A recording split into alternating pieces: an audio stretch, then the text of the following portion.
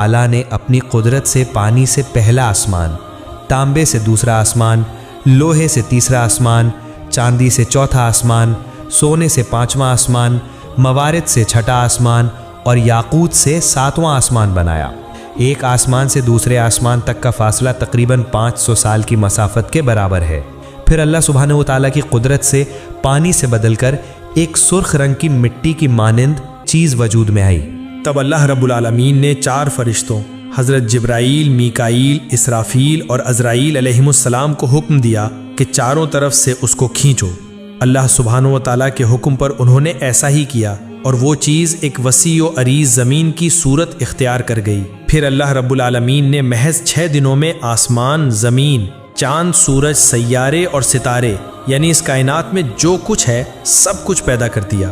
پھر 1000 سال بعد اللہ رب العالمین نے بے دھواں آگ پیدا کی اور اس سے جنات کو پیدا فرمایا۔ جنوں میں ایک نبی بھیجے گئے جن کا نام یوسف تھا۔ اللہ سبحانہ و تعالیٰ نے اس نبی کو شریعت کے احکام سکھائے اور انہیں دنیا میں بھیجا۔ اس طرح جنات کی زندگی چلنے لگی، لیکن بہت سالوں کے بعد جنات اللہ سبحانہ و تعالیٰ کے احکام بھول گئے اور سب کے سب گمراہ ہو کر گناہوں میں ڈوب گئے۔ تب وہی یوسف نامی جن سب سے کہنے لگے، اے جنوں کی جماعت، اللہ سبحانہ و تعالیٰ سے ڈرو، گناہوں سے باز آ جاؤ۔ کیا تم بھول گئے ہو اللہ سبحانہ و تعالیٰ یکتا ہے، اس کے سوا کوئی معبود نہیں؟ پس توبہ کرو اور سیدھے راستے پر واپس آ جاؤ اور اللہ سبحانہ و تعالیٰ کے احکام مانو۔ لیکن جنوں کی جماعت نے اس کی بات نہ مانی اور سب نے مل کر اسے قتل کر دیا۔ ادھر فرشتے کہنے لگے، اے اللہ سبحانہ و تعالیٰ، جنات کی جماعت دنیا میں گناہوں میں مبتلا ہو کر فساد برپا کر رہی ہے اور قتل کر رہی ہے۔ اللہ رب العالمین نہایت رحیم و کریم ہیں، اس کی رحمت بے پایا ہے۔ فرشتوں کی یہ بات سن کر اللہ سبحانہ و تعالیٰ نے جنوں کو ان کے گناہوں کی سزا نہ دی، بلکہ دوبارہ ایک اور پیغمبر بھیجا، لیکن وہ کامیاب نہ ہو سکے۔ صرف چند جن ہی ان کی ہدایت قبول کر کے سیدھے راستے پر آئے اور باقی سب گمراہ ہو گئے۔ یوں تقریباً 36,000 سال کے عرصے میں جنات نے بے شمار پیغمبروں کو قتل کر ڈالا۔ پھر اللہ رب العالمین نے فرشتوں سے فرمایا، جاؤ جو گناہوں میں مبتلا ہیں ان کو سزا دو۔ اللہ سبحانہ و تعالیٰ کے اس حکم کو پاتے ہی فرشتوں نے کروڑوں جنات کو سزا دی۔ صرف وہی مومن جن جو گنہگار جنوں کے خوف سے جنگلوں، پہاڑوں اور گفاؤں میں بیٹھ کر اللہ سبحانہ و تعالیٰ کی عبادت کرتے تھے، وہی فرشتوں کے ہاتھ سے بچ گئے۔ اس وقت فرشتوں نے دیکھا کہ ایک کم عمر حسین و جمیل جن تنہا کھڑا ہے۔ اس کا نام ابلیس تھا۔ اسے دیکھ کر فرشتوں کے دلوں میں رحم پیدا ہوا۔ تب فرشتوں نے عرض کیا، اے ہمارے رب، اے معبود، یہ کمسن جن بالکل بے سہارا ہے، اس پر ہمیں بہت شفقت آ رہی ہے، کیا ہم اسے آسمان پر لا کر پرورش کریں؟ فرشتوں کی درخواست پر اللہ رب العالمین نے اجازت عطا فرمائی کہ اسے آسمان پر لے آؤ۔ ابلیس تیز حافظے والا تھا، جو ایک بار سنتا وہ ہمیشہ کے لیے یاد رکھتا۔ ادھر جو جنات زندہ بچے تھے ان کی نسل بڑھ کر پھر سے دنیا جنات سے بھر گئی۔ ادھر فرشتے ابلیس کو پہلے آسمان پر لے آئے۔ وہاں پہنچ کر فرشتوں نے اسے اللہ کی عبادت اور بندگی کے سبھی اصول اور ضوابط سکھائے۔ ابلیس نے بہت کم وقت میں یہ تعلیم حاصل کر لی اور پھر پورے 1000 سال پہلے آسمان پر اللہ کی عبادت کرتا رہا۔ ابلیس کی عبادت میں یکسوئی اور اخلاص دیکھ کر فرشتے حیران ہو گئے اور کہنے لگے، ہم تو صرف اللہ کی عبادت کے لیے پیدا کیے گئے ہیں، ہماری تعلیم و ریاضت سب کچھ عبادت ہی ہے۔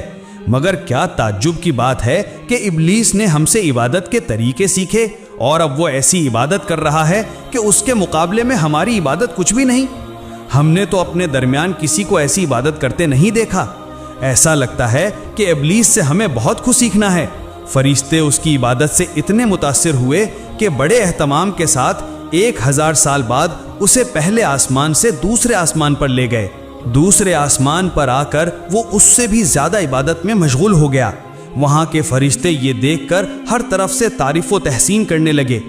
بہت سے فرشتے اس کی مدح سرائی کرنے لگے اور اس کا نام عابد رکھ دیا۔ پھر ابلیس نے 1000 سال عبادت کی۔ اس کے بعد فرشتے اسے دوسرے آسمان سے تیسرے آسمان پر لے گئے۔ وہاں پہنچ کر وہ اور زیادہ یکسوئی اور خشوع کے ساتھ اللہ کی عبادت میں لگ گیا۔ یہ دیکھ کر وہاں کے فرشتے اس کی عبادت پر فریفتہ ہو گئے اور اس کا نام ولی رکھ دیا۔ اسی طرح ابلیس نے ہر آسمان پر 1000 سال عبادت کی آخر کار جب وہ 7ویں آسمان پر پہنچا تو سکون و اطمینان کے ساتھ رہنے لگا۔ ابلیس نے ہر پہلو سے بہت زیادہ علم اور تجربہ حاصل کر لیا۔ تب فرشتوں نے اللہ کی بارگاہ میں دعا کی، اے ہمارے رب، اے اللہ، اگر تو اپنے محبوب ابلیس کو عرش معلیٰ پر اٹھا لے تو ہم اس سے بہت قیمتی نصیحتیں سن کر بہت کچھ سیکھ سکتے ہیں، کیونکہ اس نے ہم سے کہیں زیادہ علم حاصل کیا ہے۔ اللہ تعالیٰ نے فرشتوں کی اس درخواست کو قبول فرمایا اور ابلیس کو عرش معلیٰ کے قریب لے آئے۔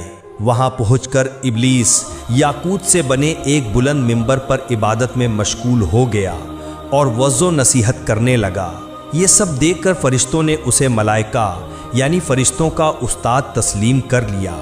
ادھر زمین پر جو جنات باقی رہ گئے تھے وہ دوبارہ سخت گناہوں میں مبتلا ہو گئے۔ تب اللہ رب العالمین نے ابلیس سے فرمایا، اے ابلیس، میں تیری عبادت، بندگی اور اطاعت دیکھ کر بہت راضی ہوں۔ اب تو دنیا میں جا اور اپنی قوم جنات کو سیدھا راستہ دکھا۔ اللہ رب العالمین کا یہ حکم پا کر ابلیس بولا، اے معبود، اے اللہ، میں آپ کے حکم کی ضرور تعمیل کروں گا، لیکن اے اللہ، مجھے ایسی طاقت عطا فرما دیجئے کہ میں دن بھر دنیا میں جنات کو تعلیم دینے کے بعد شام کو دوبارہ یہاں لوٹ کر آپ کی عبادت میں مشغول رہ سکوں۔ اللہ رب العالمین نے ابلیس کی یہ درخواست قبول فرما لی۔ چنانچہ ابلیس بہت خوشی کے ساتھ دنیا میں آیا اور جنات سے کہنے لگا، اے جنوں کی جماعت، کیا تم بھول گئے ہو اس عذاب کو؟ ابھی وقت ہے، اللہ کی طرف لوٹ آؤ۔ اللہ کے سوا کوئی معبود نہیں، گناہ کے کام چھوڑ کر نیک راستے پر واپس آؤ۔ اس طرح وہ جنوں کو بہت دنوں تک ہدایت کرتا رہا، لیکن لگاتار جد و جہد اور سخت محنت کے باوجود تھوڑے سے جنوں کے سوا تقریباً سبھی ابلیس کی مخالفت کرنے لگے اور شدید گناہوں میں مبتلا ہو گئے۔ تب اللہ رب العالمین نے ابلیس سے فرمایا، اے ابلیس، میں تیری عبادت، بندگی اور اطاعت دیکھ کر بہت راضی ہوں۔ اب تو دنیا میں جا اور اپنی قوم جنات کو سیدھا راستہ دکھا۔ اللہ رب العالمین نے ابلیس کی یہ درخواست قبول فرما لی اور جنات کو ہلاک کرنے کے لیے بے شمار فرشتوں کو دنیا میں بھیجا۔ ان فرشتوں کے ساتھ ابلیس بھی تھا۔ پس فرشتوں اور ابلیس کے آنے کے بعد دنیا کے سبھی گنہگار جن ایک ایک کر کے مر گئے۔ دنیا کا کام پورا کرنے کے بعد ابلیس پھر ایک سوئی کے ساتھ اللہ کی عبادت میں مشغول ہو گیا۔ اللہ تعالیٰ کے حضور ابلیس کے کتنے ہی سجدے تھے کہ کسی کے لیے ان کا شمار ممکن نہیں تھا۔ آسمان، زمین اور عرش معلیٰ کے قریب کوئی ایسی جگہ نہیں تھی جہاں ابلیس نے بے شمار